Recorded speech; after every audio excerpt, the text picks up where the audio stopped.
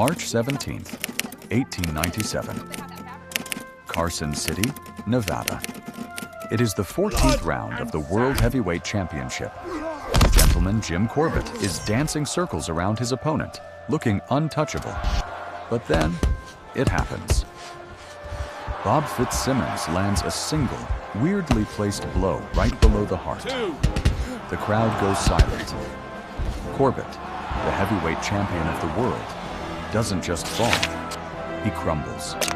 He's fully conscious, looking around the room, but he physically cannot stand up. He has been paralyzed by a single strike. That punch made history.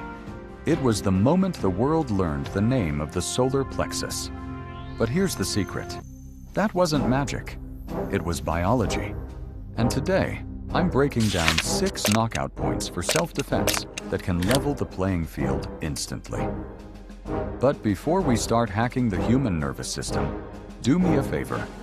Hit that like button to support the channel. Subscribe right now so you don't miss the next time we decode human anatomy. And most importantly, drop a comment below telling me exactly where in the world you are watching this from. I want to see how global this fitness family really is. And hey, share this video with your gym bro who thinks bench pressing 300 pounds makes him invincible. Because today, we're proving him wrong. Let's hack the system. Point number 1, the mobility kill, the common peroneal nerve. First up, we have the mobility kill. In the gym, we squat to protect our knees, but there is a flaw in the design. Running along the outside of your thigh, just above the knee, is the common peroneal nerve. It's sitting right against the bone, totally exposed. You don't need to be a black belt to hit this. A solid impact here compresses that nerve against the femur. The result? It's not just pain. It's a drop foot signal. The brain tells the leg to stand, and the leg says, 404 error. Leg not back. If they can't stand, they can't fight. Simple physics. Point number 2, the funny bone from hell, the brachial plexus. Next, let's move up to the shoulder.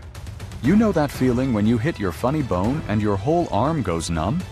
That is the ulnar nerve. Now, imagine that feeling amplified by 10. That is the brachial plexus. This is a major junction box for the nerves controlling the arm. If someone grabs you or tries to pull you in, you don't pull back. You strike into this junction box. It sends a shock wave that causes temporary paralysis of the arm. Their grip fails automatically. You aren't prying their fingers off. You're cutting the power to their hand. Point number 3, the champion killer, the solar plexus. Now, back to our intro. The champion killer, the solar plexus. Located just below the sternum, this is the celiac plexus. Think of it as the diaphragm's control center. When you get hit here, it's not that you forgot how to breathe. It's that the spasm is so intense, your diaphragm physically cannot contract to pull air in. It is panic-inducing. The technique. You don't need a heavy boxing glove. In a self-defense scenario, a sharp, penetrating strike, like a knee or a palm heel, drives through the soft tissue directly into that nerve center. It's the ultimate cardio stopper. Point number 4, the system reset, the nose. Let's get personal. The nose. Now, everyone knows getting punched in the nose hurts, but we are looking for the physiological reaction, not just pain. The nose is connected to the lacrimal ducts. A strike here, even a moderate one, triggers an involuntary biological response. Your eyes water, instantly, profusely. You effectively blind your opponent with their own tears.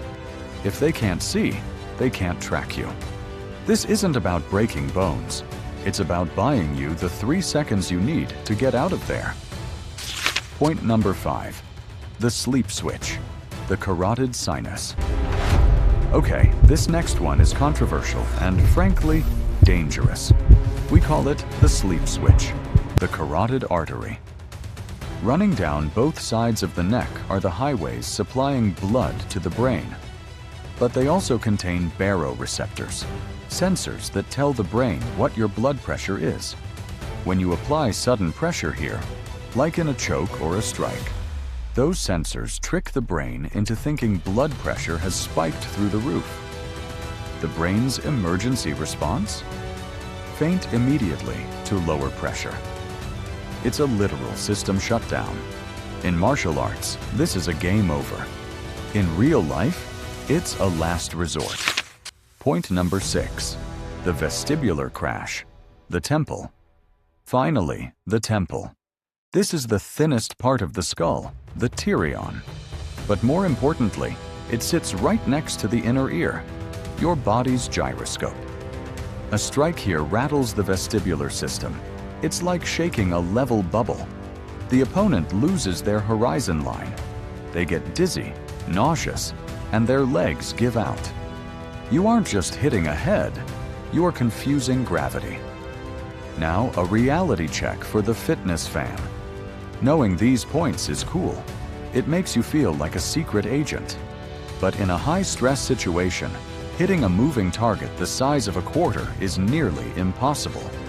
The best self-defense is always awareness and cardio. Run faster than them. But if you're cornered, remember, you don't need to be stronger than them. You just need to know where their off switches are. If you enjoyed this deep dive into the darker side of anatomy, smash that like button and let me know in the comments. Have you ever hit your funny bone so hard you wanted to cry? Let's talk about it. I'll see you in the next one. Stay safe.